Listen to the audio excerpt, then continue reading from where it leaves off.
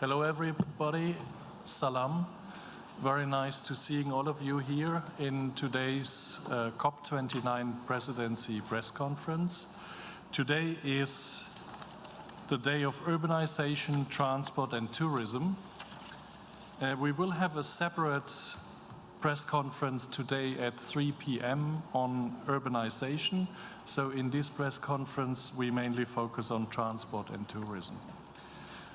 I'm here with Yalcin Rafiev, COP29 presidency lead negotiator, Nigar Arpadaray, the climate change high-level champion for COP29, Zorica Urošević, executive director, UN Tourism, Kanan Gazimov, head of administration at the State Tourism Agency of Azerbaijan, and Rajat Nabiev, Minister of Digital Development and Transport of Azerbaijan. Let's get started with the lead negotiator, Mr. Rafiev. You have the floor. Thank you, Alex. Ladies and gentlemen, it's a pleasure to join you again. And I recognize more and more faces every day, and I hope that you are not getting tired of mine. I'm grateful to be joined by my fellow panelists, and today I will provide an update on the negotiations. Friends, I first would like to share some positive developments from yesterday. We welcome Australia's $32.5 million contribution to the Loss and Damage Fund. The US has announced it will provide $325 million to the Clean Technology Fund.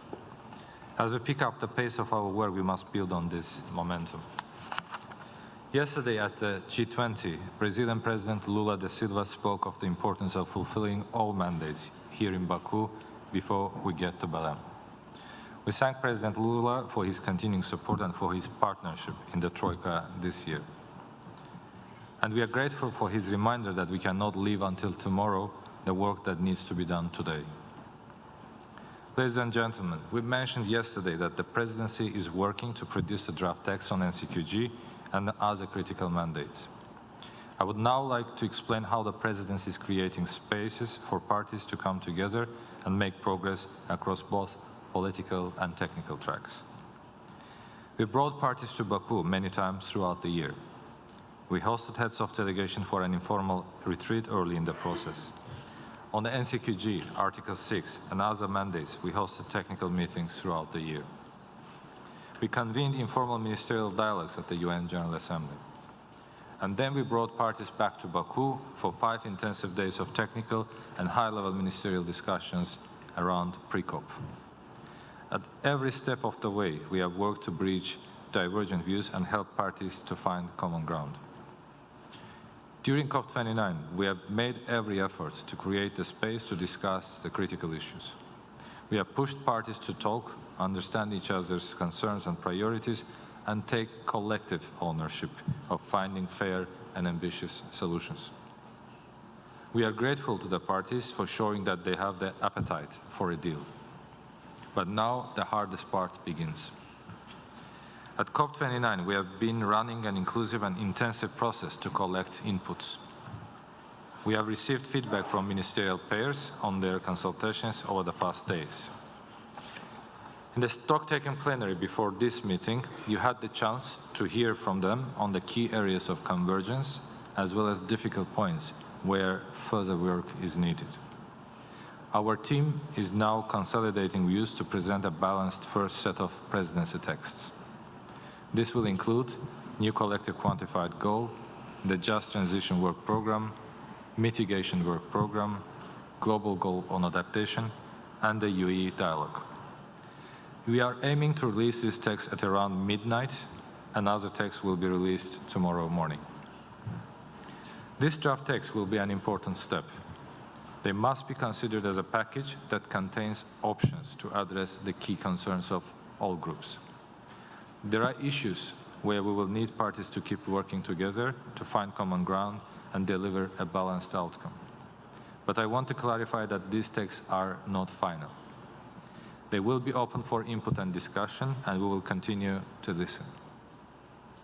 Based on inputs from the parties, there may be elements in the final text that are not in these drafts. Parties now must work through some of the most complex issues that we still have to address. Confronting different options and finding common ground will be difficult by definition. But this is what we expect of them. Ladies and gentlemen, we have a clear and robust plan. We are taking a critical step forward with these draft texts. We look forward to productive engagement with all parties. And we want to remind everyone that the decisions we make here in Baku will be essential to guide us from the first to the second decade of the Paris Agreement. I will now hand over to other panelists, and I look forward to taking your questions. Thank you. Thank you very much for the update. Next is high-level champion Ms. Nigar Arbadaray. Ladies and gentlemen, distinguished guests, thank you for joining us today. I'm pleased to be joined by my colleagues. During this press conference, we will discuss the role of the tourism in the climate agenda, and we will also discuss the role of the transportation in the climate agenda. Ladies and gentlemen, tourism is a major driver of economic growth and development. I'm a strong proponent of bringing businesses into climate change agenda, global climate action in all stages. So that's why it's so important to see thematic days and aimed at particular sectors of global and national economies. Tourism is a major driver of economic growth and development. It provides livelihoods for hundreds of millions of people directly and indirectly. But tourism also contributes significantly to global greenhouse gas emissions. In its turn, climate change threatens parts of the tourism industry. Tourism is therefore an opportunity for both development and enhanced climate action. Azerbaijan has advanced sustainability within its own tourism strategy. Building on its experience, the COP29 presidency is focused on promoting sustainability and resilience in tourism. And we are urging countries to integrate tourism into national climate policy. At the same time, the first ever Transport Day will provide a platform for multi-stakeholder collaboration and coherence. We call on parties to join in these efforts by signing the COP29 Declaration on Enhanced Action in Tourism. Ladies and gentlemen, with this first Tourism Day, we seek to build the foundations of a holistic approach to sustainable tourism. We encourage all stakeholders to join in these efforts as we consider solutions to this key pillar of growth and development. We, as COP29 presidency, the whole team, we are glad to see that there is an active bilateral and multilateral dialogue and exchange of experience happening in front of our eyes. And I will now hand over to my colleagues, to Madame Zorica Urosevic, Executive Director of UN Tourism. Thank you, Madam. Thank you for having us here, and thank you to the Presidency of Azerbaijan for having this visionary opportunity and achieving to bring tourism in the climate discussions. At COP29, we have achieved today an historic milestone by being included in the UN Climate Change Conference Action Agenda for the first time. The COP29 presidency initiatives on enhanced climate action in tourism highlighted the sector's dual role as a significant economic contributor, generating 3.4 trillion annually, about 3% of global GDP these days, I can say in 23, and a source of 8.8 of global green gas emissions, with this figure including not only direct emissions, but also indirect and induced. And I want as well to add that this figure reflects the 1.3 billion international travelers plus 7 billion estimate of domestic travel. Recognizing its vulnerability to climate change and its impact on ecosystems, tourism committed by adopting low-carbon climate-resilient models aligned with Sustainable Development Goals. The launch of the Baku Declaration on Enhanced Climate Action in Tourism, promoted by the COP29 presidency, underscores this commitment. Over 50 governments endorsed the Baku Declaration in the last 20 days, as well as some of non-state stakeholders, as it is planned to continue collecting endorsement until and before COP30. The Baku Declaration reaffirms tourism potential to drive climate solutions while recalling the Glasgow Declaration initiative, which we launched in Glasgow in 2021, which provides a unified framework for stakeholders to advance measurement, decarbonization, adaptation, regeneration, collaboration, and finance. With nearly 900 signatories from 92 countries, the Glasgow Declaration has already inspired the creation of 372 climate action plans across the sector. The State Tourism Agency of the Republic of Azerbaijan became a signatory of the Glasgow Declaration, together with other relevant stakeholders such as Destination Canada or the Department of Tourism of Samarkand in Uzbekistan. Looking ahead, UN Tourism and the State Tourism Agency of Azerbaijan will circulate a position paper exploring opportunity to integrate into tourism into the national determined contributions, addressing a critical gap in implementation mechanisms. In addition, as part of the legacy of the COP29, UN Tourism will support from State Tourism Agency of Azerbaijan have set the foundation to establish a global coordination mechanism to align tourism climate action with science-based agenda. Together, these efforts ensure tourism remains not only as a driver of economic growth, but also a leader in environmental stewardship as we advance towards COP30 and climate resilient future. And the future is now, as Lao Tse says, any journey starts with a first step, and that's where we are. Thank you very much. Thank you very much. Next, we hear remarks from Mr. Gazimov.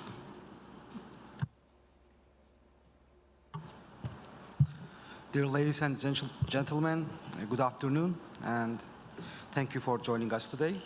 It is a privilege to address you as we conclude a truly historic milestone for tourism at COP29.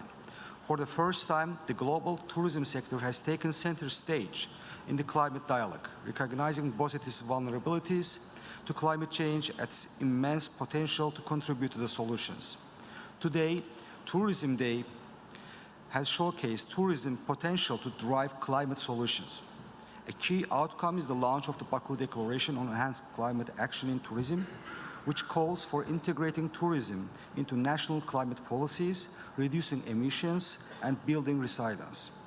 Over 50 countries and 8 international organizations have endorsed the vital initiative. As the COP29 host, Azerbaijan is proud to lead this effort. While we are now integrating climate considerations into our tourism policies, we are committed to driving meaningful change. Tourism is not only a key pillar of our economy, but also deeply tied to our rich culture and natural heritage. We now understand that the future of our destinations depends on the sustainability of our actions today. Through initiatives like the Baku Declaration and our work with partners such as UN Tourism and UNEP, we are determined to position tourism as a force for positive climate impact, not just in Azerbaijan, but globally. With the momentum we have built at COP29, I'm confident that we can achieve transformative change. Thank you, and I look for your questions. Thank you so much. Thank you very much. We now hear remarks from Minister Nabiev. You have the floor. Thank you, Alexander. Dear ladies and gentlemen, esteemed members of the media, let me start by saying that today, earlier, we had an important meeting on the urban green transportation, and we have gotten closer towards building a shared vision for urban transport that supports actually the sustainable development goals. From planning to integrated green transport policies within the nationally determined contributions, we have identified practical ways to make this real impact.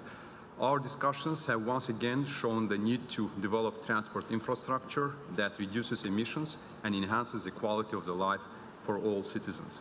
Azerbaijan actually has taken a bold actions quite recently, and to foster a sustainable ecosystem, we in Azerbaijan committed to reducing the greenhouse emissions by 35% by the year 2030.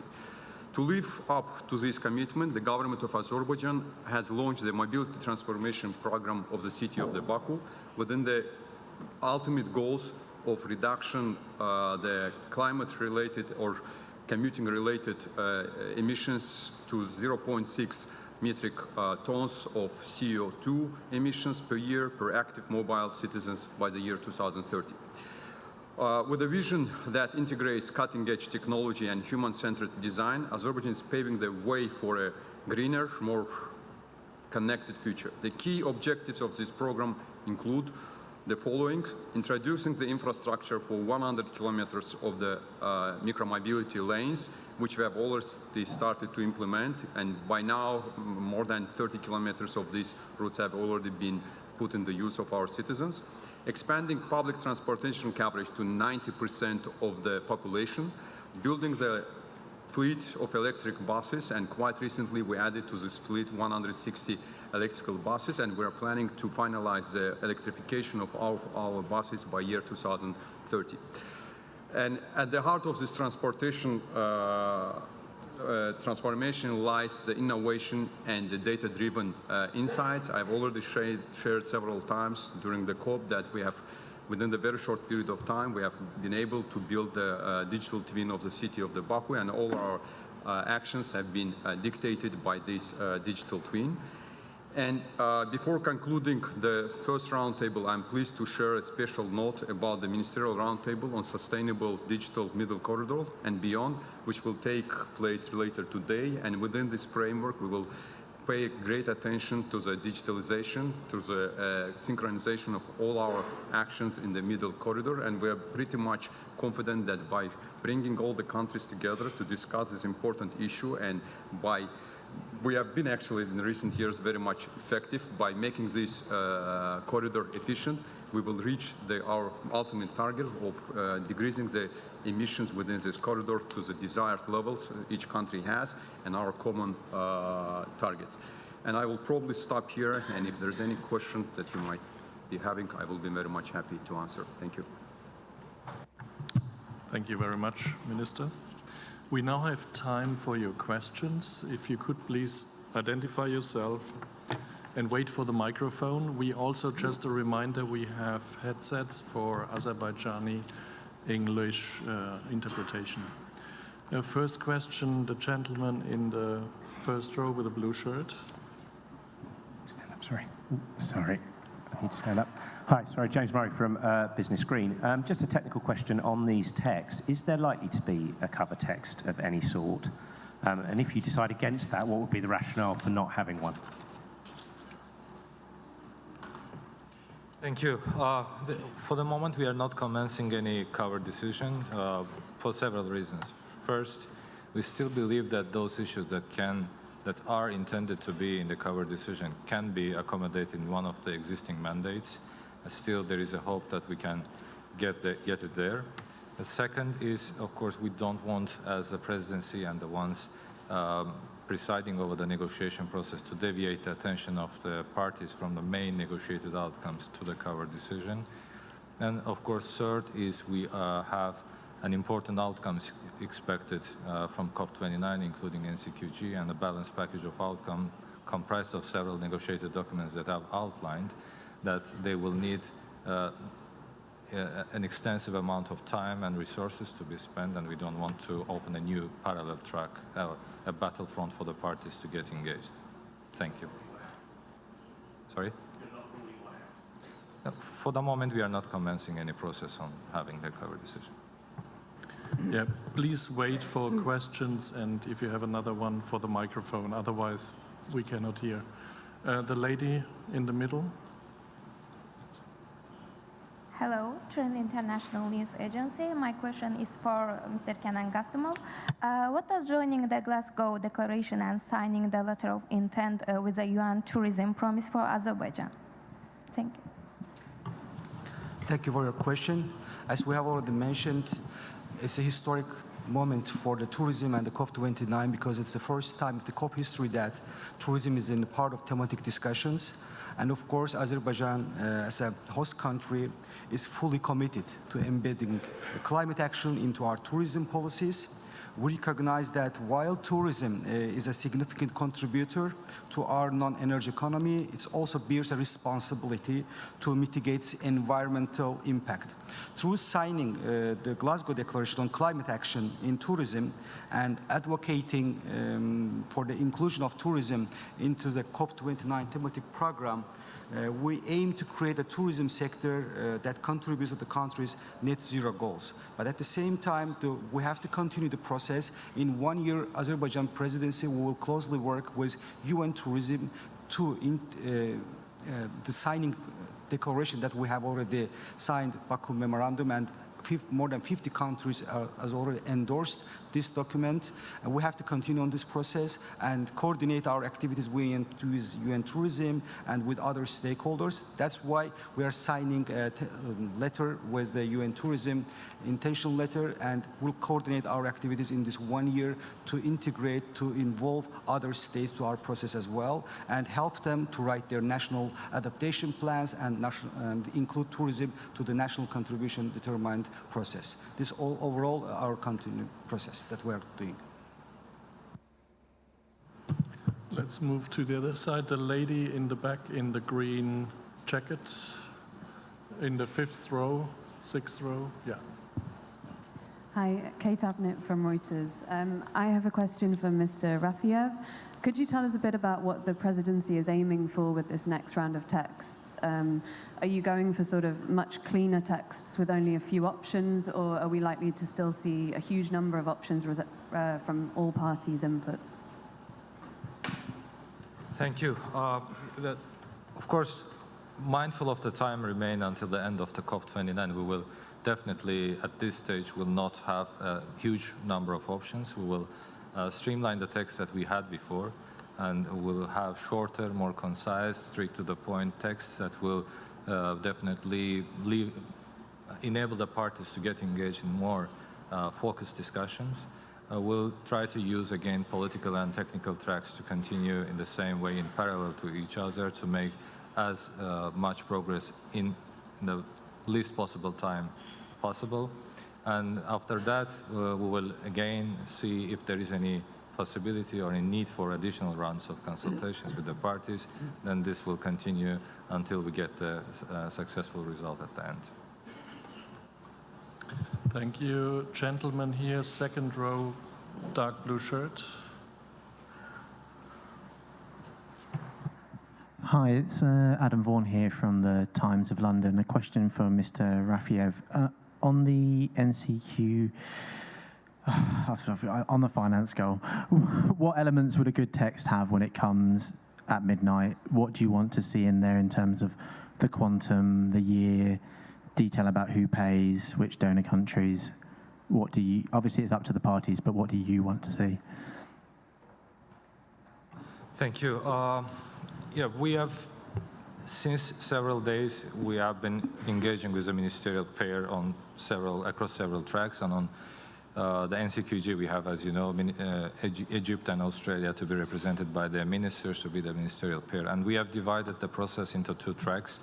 The 2 ministers are taking care of the political track, and they have the mandate to engage with the parties to clarify the question and the landing zones on 3 major elements: quantum, contributor base, and the structure. And we as a presidency are in parallel having our technical work continued with the parties on remaining elements: access, transparency, enablers, disenablers. And we will put together tonight, together with the ministers as they continue and conclude their engagement, and we'll find a common ground to what to incorporate in the text, take into account the views of the parties.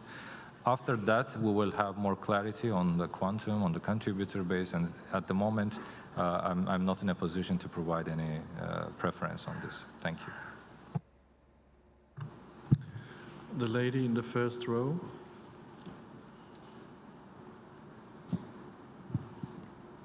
Hi, I'm Amy Goodman from Democracy Now! News. Thank you so much for making the COP presidency available to the press. Many journalists and climate activists have been arrested here in Azerbaijan in the lead up to the COP, including the anti-corruption economist, Gubad Ibadoglu, who's called for greater transparency in oil and gas revenues, and climate activists like Anar Mamadli, who co-founded a climate justice group weeks before the COP. My question is, will they, among many other arrests in this lead up to the COP, be freed? Why were they arrested? And since it's Tourism Day here at the COP, don't you think that this is a great threat to tourism when you have a crackdown like this in a country? Thank you. Surely I'm not going to comment on any ongoing judicial processes. We are here all to make a collective effort for the sake of humanity to agree and adopt important decisions on climate action.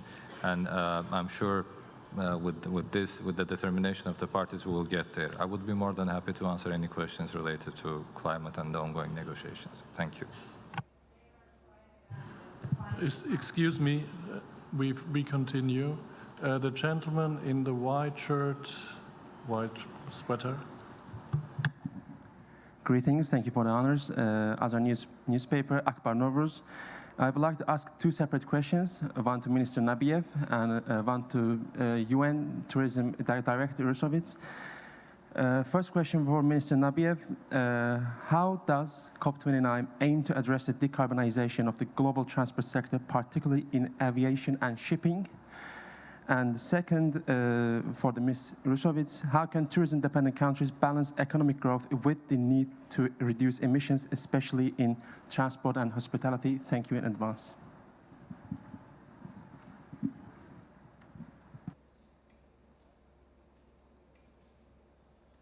Well, being specific about the aviation, later today we have another roundtable dedicated to the emissions in the aviation. And in our country, we have a great sense of how the aviation companies should be dealing with emissions. And Azal has been very much thinking of how it could do it through bringing the innovation in terms of efficiency. There are a couple of things, basic things. We can aim for 2050, but there are basic things which we could do on the ground. One an important thing is that there is a clear evidence that the taxiing on the ground can save you up to 15% of the emissions by the airlines company. That actually comes from the training of your pilots. That's first thing on our side. So we have come to this conclusion, and we have a target of sharing this with all the member countries who are going to take participation in this roundtable. The second is about it's not a secret that people are talking about the efficient fuel, and we are very much committed to adopting it in years to come. The third is there is definitely a corporate social responsibility on the side of the companies who are going to share the revenues that they have or through many mechanisms, and we do have an idea how it can take place, but that's actually, it can be one-sided on one airline or two airlines, regional airlines. That should be adopted by many others, so we have an idea how to share this approach. And the third about the forces about the digitalization. We do strongly believe that digitalization of all our activities can bring a great sense of efficiency to our operations. And that's another thing that we have actually attracted the BCG, Boston Consulting Group, as an advisor to us on all of these four dimensions, and we do have a clear sense how it can take place, and we do have a holistic approach to this, and we are very much happy to share. And in this regard, in this sense, we do believe that the COP is a great platform to get knowing what every country does in isolation and share the knowledge. We have time for one more question. I have the answer. Oh, excuse me. Thank you very much for the question. I would divide the two because it's not exactly the same when we look at transport, and especially air transport and hospitality. Just to underline that while air transport is absolutely necessary for developing countries, because tourism brings really a wealth to societies and economies. When we speak about small island states, for example, or least developed country, it is really a sector that is enabling livelihoods to flourish. When it comes to measures related to air transport, of course, we are part of the conversation within the UN system with the International Civil Aviation Organization, which is the organization responsible for driving that agenda, and in collaboration with UNEP, of course, as well. And I think Minister just explained a few of the measures that are currently on the way, which is no much difference from one airline to another. So the commitment is there.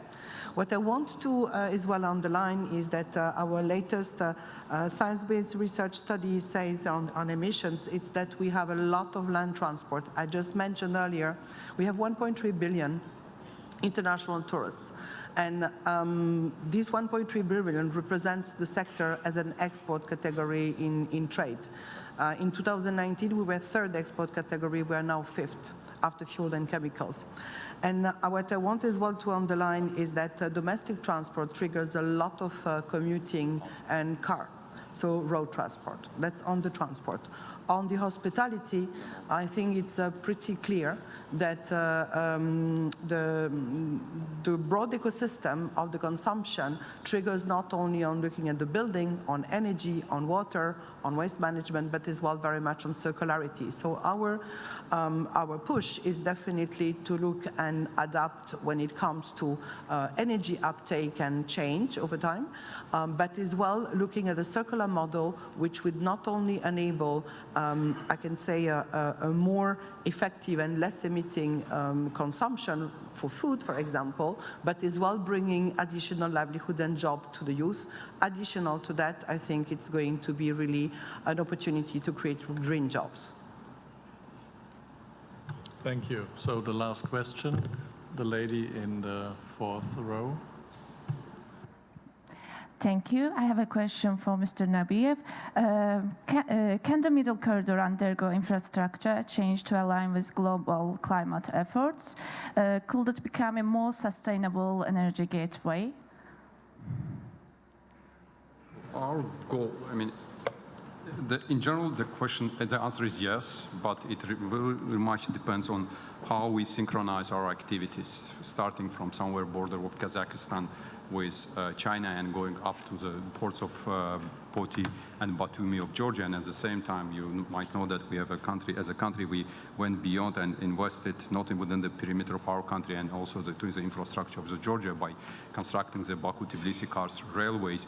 And in this regard, which is very much, pretty much electrified, and we actually expanded the capacity of this quite recently from 1 million to 5 million tons. And by investing into the infrastructure projects and synchronizing our activities throughout this corridor, I do believe that we can actually have a big efficiency in the corridor. Thank you very much for today. Just a reminder, at 3 o'clock, a press conference with UN Habitat and the COP presidency in urbanization. And let me just give you an update on the latest numbers. So as of yesterday evening, we have 70,299 registered participants. And from this number, we have 55,704 delegates. And the others are workforces, volunteers, technical staff. With these numbers, I thank you very much for your attention today. See you later or tomorrow. Thank you.